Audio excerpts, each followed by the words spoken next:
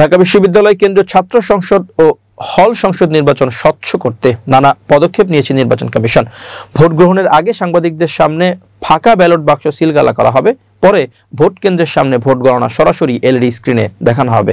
রোববার ডাকসু নির্বাচনের প্রধান রিটার্নিং কর্মকর্তা অধ্যাপক মোহাম্মদ জসিমউদ্দিন পৃথক সংবাদ বিজ্ঞপ্তিতে এ তথ্য জানিয়েছেন। অন্য একটি বিজ্ঞপ্তিতে নির্বাচন কমিশন বলেছে, ডাকসু ও হল সংসদ নির্বাচনে ভোটাররা bag, mobile phone, smart watch, যে কোনো ধরনের ইলেকট্রনিক ডিভাইস, পানির বোতল ও তরল কোনো পদার্থ নিয়ে ভোট কেন্দ্রে প্রবেশ করতে পারবে না। 9 সেপ্টেম্বর মঙ্গলবার সকাল 8টা থেকে বিকেল 4টা পর্যন্ত ঢাকা বিশ্ববিদ্যালয় ক্যাম্পাসের 8টি কেন্দ্রে ডাকসু ও হল সংসদের ভোট গ্রহণ হবে। নির্বাচনে মোট ভোটার সংখ্যা 39,874 জন।